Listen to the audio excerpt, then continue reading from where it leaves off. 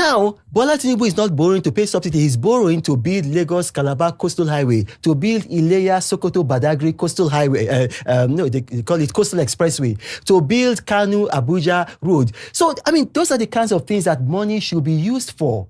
Talking about the coastal highway, it's one of the highlights of your visit here, and there seems to be a bit of chronological inconsistency with the 30 kilometer. That with the rate there at was. Which, There was. So I want you to throw some light on it. No. That is factually, that's a fallacious statement. There no longer is. And I said, TVC, some other, the nation, some other. I said, no, I don't want you people go. You people that Bola Tinubu people, don't come. So Arise, I said, hey, you can come because everybody knows you people. You don't like Bola Tinubu. Premium Times, I said, come. Vanguard, I said, B paper, come. Which leadership? Help me. Which other? No Sahara reporters. I said everybody can come. Sahara reporters did not apply. You people said I was lying. Okay, we went. We drove. The mileage read 20 kilometers, but the milestone read 19.5. So I said, no, even though the mileage is saying 20 kilometers, let us even go with this one that says 19.5. And I said, now, fly the drone. They flew the drone.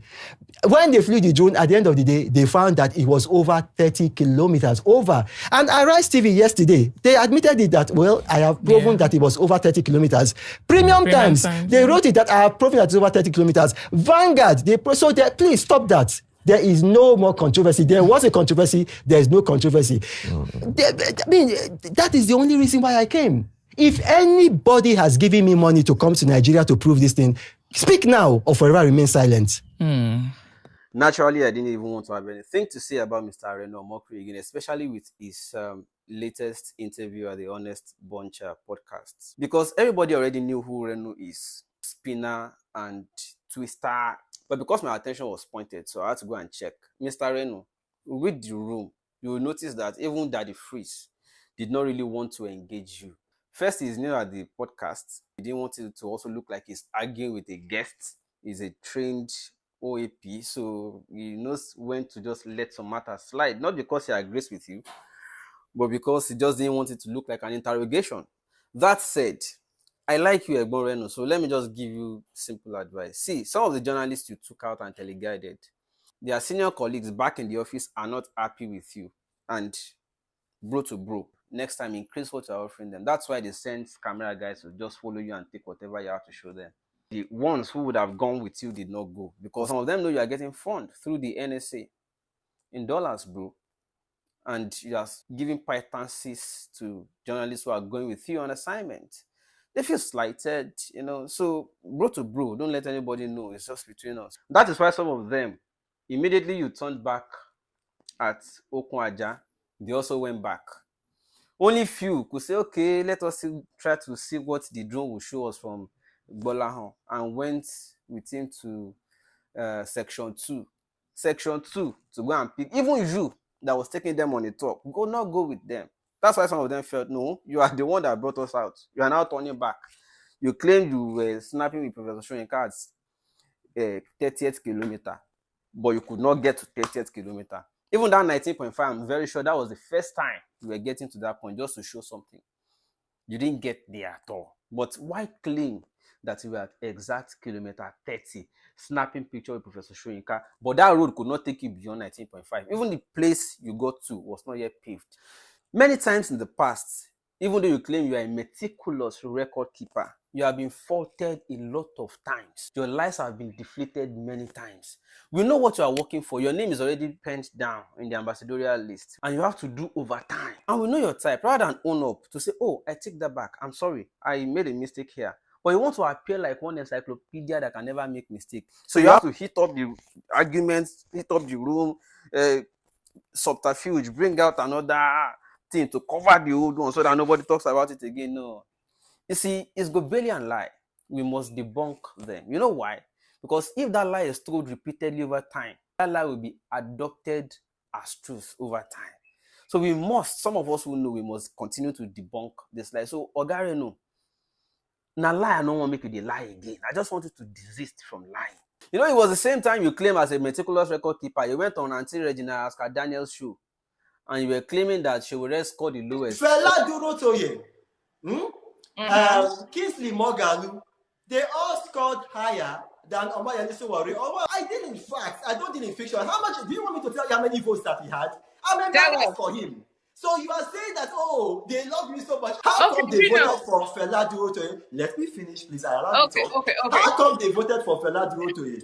How come they voted for Kingsley Moghalu? How come they voted for LBS Ekwesili? How come they did not vote for him? How come he came last? Huh? I was no longer interested in old politicians, so I was only covering the new entrants, the rookies, as they were called at the time. I wanted to see new faces in leadership. So I covered Fela Durotoye, I covered Omoyele Sowore, I covered Professor Kingsley Moghalu. The evidences are there on Objective Media. I know their scores. Sowore scored the highest among all these people, including Mr. Tope Fasua, who is now an appointee of President Bola Ahmed Tinubu. So I know these contestants at the time. Sowore scored the highest among them. For you to go on an interview and hit up the argument and put up a figure, and because the interviewer did not have the figures by herself, you went away with it. It's the same thing you are doing at that podcast. You just throw up anything, and before anybody could counter it, you quickly take charge of the conversation. You continue, you bring another topic, you change it.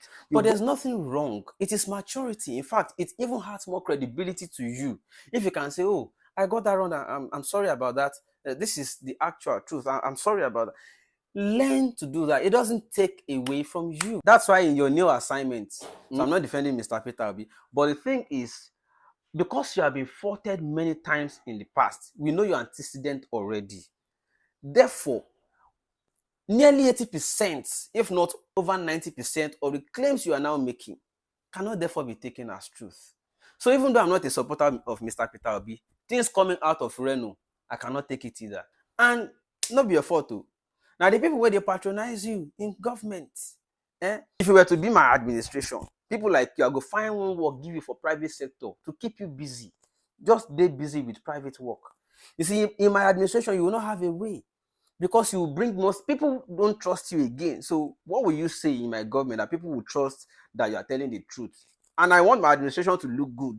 I cannot hire a Reno. Government of the day may have reason they want to keep you, but it will not help the administration, because the public will not trust anything coming out of Reno. But the Bola Ahmed Tinubu administration may have their reason they want to keep you. Maybe just to make sure that you don't go back to opposition and start slinging more than them from there. Yeah, for political reason. So I don't want to talk too much. It's just a piece of advice. On the final note, I repeat again, next time you are taking journalists out on assignments, pay them better money, because they know, say you they get funding. They know. So to come they give them pitances, it just make them feel spited. There are some that are happy with the 100K honorarium. There are those ones who just start work, PR, they are looking for PR work ahead. And the ones that followed the drone to go and be calculating section 2 and adding to section 1. You might as well have just added Calabar and Akwa Ibom to make up more kilometers, or the little ones they did to convince people that work would still reach there. You know, it's all about impression now. But even you, who took people out on a tour, could not get to that kilometer 30 you claimed you were with Professor Shoyinka. You see, you keep deflecting yourself, but increase their pay next time. Okay? Because they are not happy with you. I just say make I yarn you. And let this matter rest. Otherwise, I'm trained to reserve words. You know me, I'm not a meticulous, garrulous talker. But if you taunt me again, basket mouth fit start to leak again. You, basket mouth.